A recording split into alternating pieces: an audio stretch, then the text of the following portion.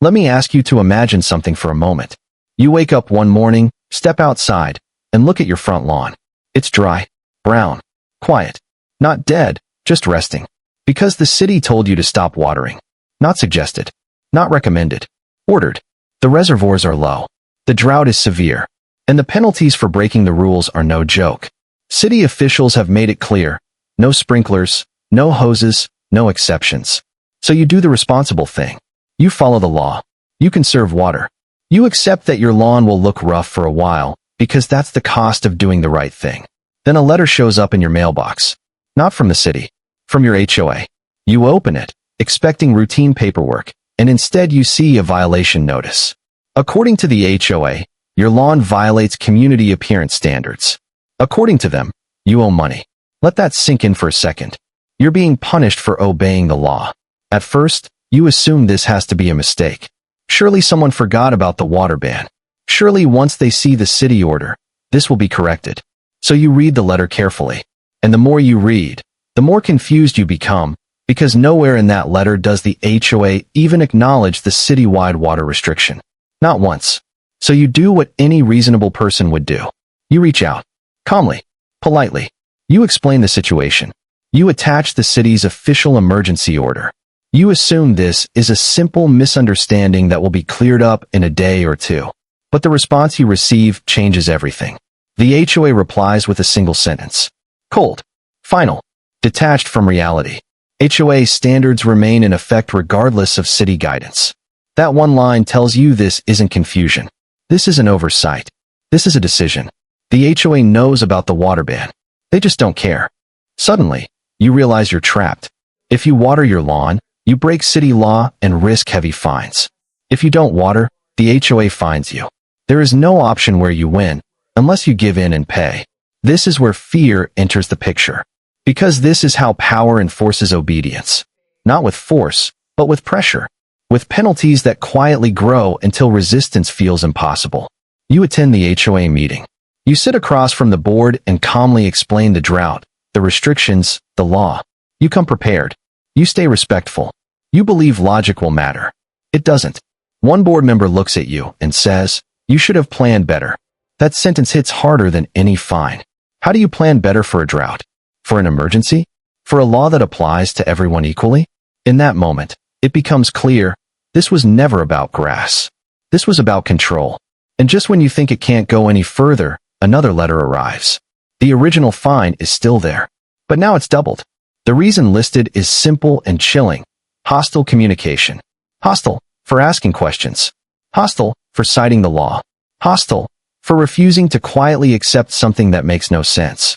This is the moment most people give up. This is where most homeowners pay just to make it stop. That's what the system is designed to do. But this homeowner does something different. He stops arguing. He stops explaining.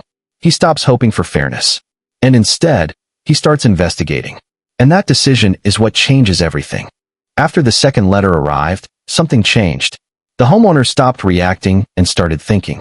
Arguing clearly wasn't working, and hoping for common sense had only made things worse. So instead of firing off another frustrated response, he decided to slow down and understand exactly what he was dealing with. He began with the HOA's own documents, the bylaws, the covenants, the rules most residents never read unless they're already in trouble. Page by page, he read them carefully, not looking for loopholes, but for clarity. What authority did the HOA actually have? And more importantly, where did that authority end? That's when he found it. Buried deep in the language was a clause that changed everything. The HOA's rules, it said, could not conflict with local, state, or federal law. It wasn't bolded. It wasn't highlighted. But it was there.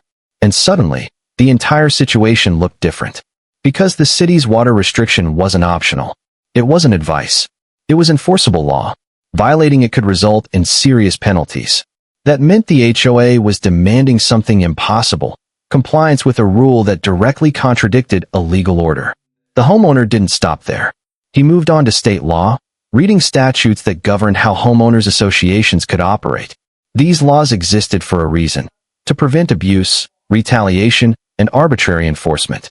And as he read, a clear pattern emerged. HOAs were not allowed to enforce rules in a way that violated public policy, or emergency government directives. By the time he finished researching, one thing was clear. This wasn't a misunderstanding or a gray area. The HOA hadn't just made a mistake, they had overstepped. And now that he understood that, he knew the situation had shifted. He was no longer just defending himself. He was holding them accountable. With the research done, the homeowner knew better than to rush his next move. HOAs thrive when homeowners react emotionally, send angry emails, or make verbal complaints that leave no record. He decided he wouldn't give them that advantage. Instead, he started documenting everything with precision. Every notice the HOA had sent was saved. Every fine, every email, every date, every deadline was written down and organized. He printed copies, highlighted key phrases, and created a timeline that showed exactly when the city water ban began, when the HOA issued violations, and when the fine was doubled. Nothing was left to memory. As he reviewed the paperwork, another pattern became impossible to ignore. The HOA had never cited a specific rule that addressed drought conditions. They simply referenced vague, appearance standards, language broad enough to intimidate, but weak when examined closely. There was no exception process, no acknowledgement of emergency conditions, and no written justification for enforcement during a water ban. That vagueness suddenly worked against them. Rules that rely on interpretation instead of clarity only survive when no one questions them. The moment those rules are examined alongside real law, their authority starts to crumble. The homeowner also noticed something else. The HOA's escalation had happened only after he spoke up. The doubling of the fine wasn't tied to a new violation or worsening condition. It was tied to communication. To him, that wasn't enforcement. It looked a lot like retaliation. By the time he finished organizing everything, the frustration he'd felt earlier was gone. In its place was focus. He wasn't guessing anymore. He wasn't hoping the HOA would suddenly act reasonably. He was preparing for the next step, one that would force them to respond, not with authority, but with accountability. This time, the homeowner didn't send an email. He knew emails could be ignored, deleted, or dismissed as informal. Instead, he wrote a certified letter, the kind that requires a signature, the kind that creates a paper trail, the kind that signals this situation had moved beyond casual complaints. The letter was calm and deliberate. There were no accusations, no emotional language, no threats. It simply laid out the facts. It referenced the city's water restriction, cited the specific clause in the HOA bylaws stating that association rules could not conflict with the law, and included excerpts from state statutes governing HOA enforcement. Each point was clear, factual, and supported by documentation.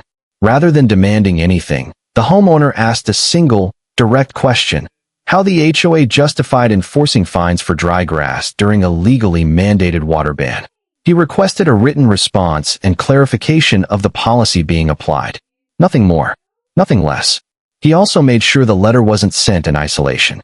Copies were included for the city's water authority and a local housing oversight office. This wasn't an act of aggression. It was transparency. The homeowner wanted everyone involved to understand exactly what was happening. Once the letter was sent, he didn't follow up. He didn't call. He didn't email. He waited. Because at this point, the burden had shifted.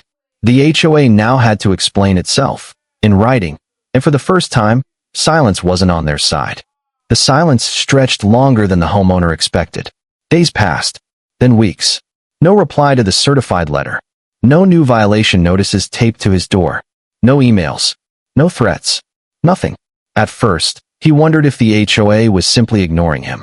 But the absence felt different this time. Before, they had been quick to send fines and warnings.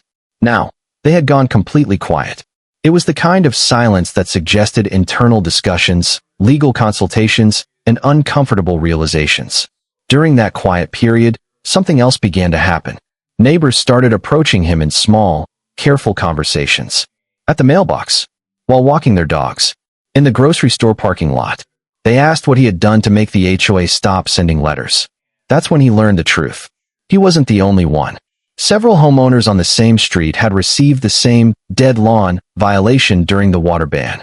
Some had been fined once, others twice. A few had been threatened with additional penalties if they didn't comply. But unlike him, they had paid. They didn't question it.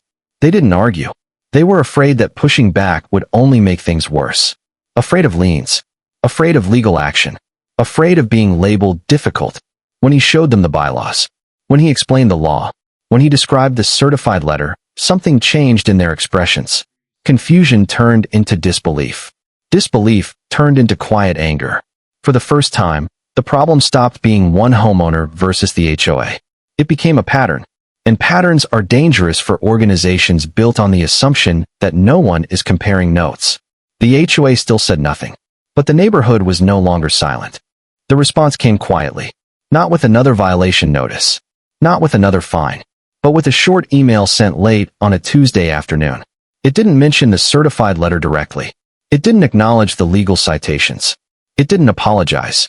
Instead, it said the HOA would be holding a special board meeting to review community landscaping enforcement policies during emergency conditions. The wording was careful, corporate, vague. But to the homeowner, it meant one thing. They were backpedaling. Word spread fast. Neighbors who had paid fines asked if they could attend. Others wanted to know what had triggered the meeting. The board, which rarely faced more than a handful of residents at regular gatherings, was suddenly the center of attention. On the night of the meeting, the room was full. Not angry, not shouting, just quiet, focused, and watching.